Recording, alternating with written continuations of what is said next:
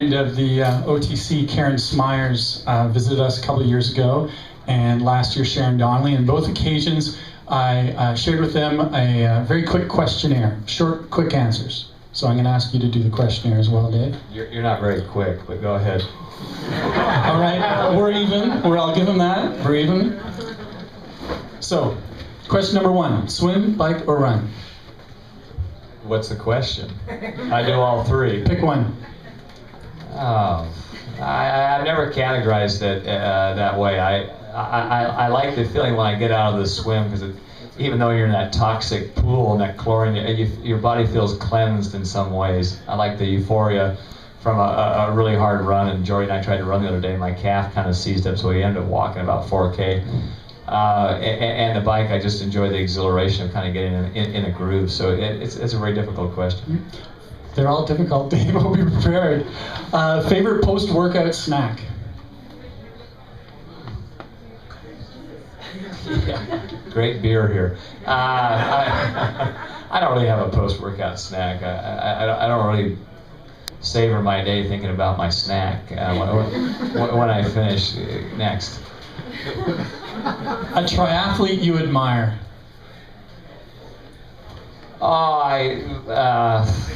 Probably difficult to say this 10 years ago, but I certainly have great admiration. At the time, we didn't know it because we kind of fell into the sport, and Mark followed shortly after. But I certainly admired lots of athletes, and if I could expand my list above and beyond one, I'd certainly put Mark Allen in that, and having a great opportunity to define the athletes that are really hungry. And I'm asked this every year, who's capable of winning?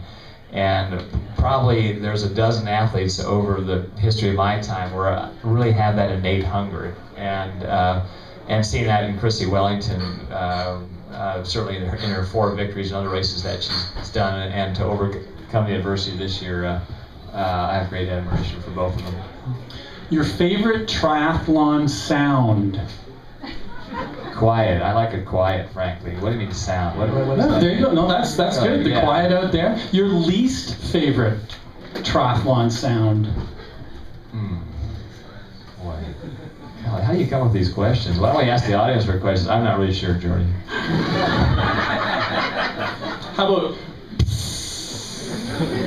Well, I've never had that occur, but I've had flat tires in races, and that's a disheartening one. A lot of it's a huge industry, and a lot of people work in triathlon. A lot of people make the races happen, from athletes through equipment producers. Who has the hardest job in the triathlon world? Whose job would you not want to do?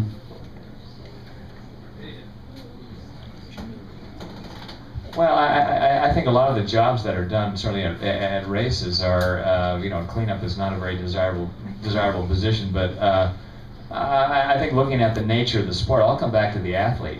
It's very difficult when the standards are so high, and to be consistent and injury-free to attain that level of success and happiness year in, year out. And I've seen amateur athletes like most of you that seem to have a sort of a professional attitude, and at certain times that professional attitude can be the psychological demise, where we put so much internal pressure on us, and we develop fears as we go through life, and with type A people, a lot of us were really highly driven, and that fear of success and fear of failure is on that fine little fulcrum, that fine little pinnacle, and we have a tendency to have real short-term memories when we're successful. We ride up this, and all of a sudden you have a bad day when you're training and say, gee, I'm a failure, or you have a bad race and you say, gee, I put all this training time in and it didn't flourish like I thought it would. So